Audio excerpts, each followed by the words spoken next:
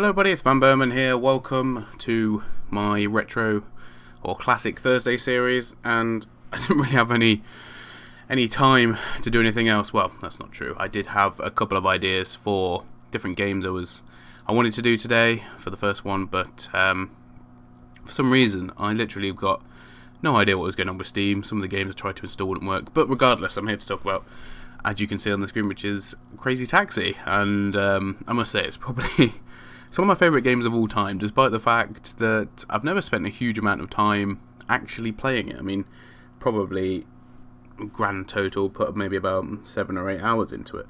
But I don't know, it's got something really special about it. I mean, I think the first time I did actually play it was in the arcades, where with the steering wheel and everything. And I don't know, it's one of those games where if it was in an arcade now, even though I've got it on the PC and I was inclined to go and play some games on the arcade, I would play this game.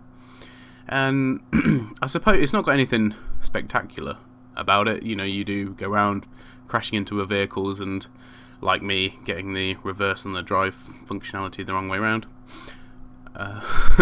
and getting money for delivering people as fast as you can to their destinations. Now, it's very fond, like I say, I have lots of very fond memories for it. I had it on the PlayStation 2, I think, originally, and then I bought a Dreamcast when I decided that, I don't know, I had some sort of weird nostalgia hits about the fact I'd never actually owned a Dreamcast before, that I just wanted to have one because of the significance that the Sega Dreamcast had played in the world. And of course, this was one of their main games for it. Although I have to say there were quite a lot of other really good Dreamcast games that came out that I also enjoyed, which I will probably actually feature some of them on this particular series, just because it's good to give some of the older games, you know, maybe a bit more credit or to give them a bit of credit where they might not get some. For example, I really want to play the first Shenmue, or I heard someone pronounce it the other day, and as far as I was concerned, they butchered the name. But like I say, I've only actually played Shenmue 2, so hopefully I'll be able to play the first one and see what that's like, because I never got a chance to actually play it. So what's the aim of Crazy Taxi? Well, as I said before, you pick up passengers, take their fare, and deliver them to their destination. I'm currently playing, or in this mode I was playing the work for 5 minute mode, so you get a lot of options on the Steam version, or it is basically just the Dreamcast version, but without the original soundtrack, because something about them not being able to get the copyright for it, which is a shame, because that's what a lot of people remember from the Crazy Taxi series is the soundtrack for it, especially the song by Feeder, and I can't actually remember what it's called, so that's really good of me, isn't it? No, it's not. But, nevertheless, games that do have, I've made this point many times before, but games that have really good soundtracks, I generally think have a far more enjoyable experience. And I think it's one of the reasons that, perhaps the Final Fantasy games for the PlayStation 1, for example, were so popular. I mean, there were other games at that time that had voice acting in their games, but it was the soundtrack that was sort of like the extra dimension to a Final Fantasy game. Yes, the characters couldn't talk, but their emotions and the gravity of situations were sort of done upon with the through the music. So,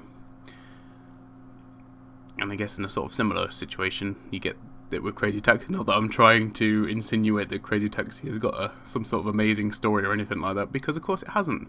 It's just about being a taxi driver. And if I'm honest, I used to live in Huddersfield before, and I have taken several taxis in Huddersfield, and I think this is where the taxi drivers from Huddersfield learn to drive, because the stereotypical view on a taxi driver is that they do not drive particularly well, especially in this country. I'm pretty sure it's the same everywhere, as this one is quite blatantly set in America, given the yellow cab. there is a good number of challenges as well on the game for the Steam version, which I do quite like.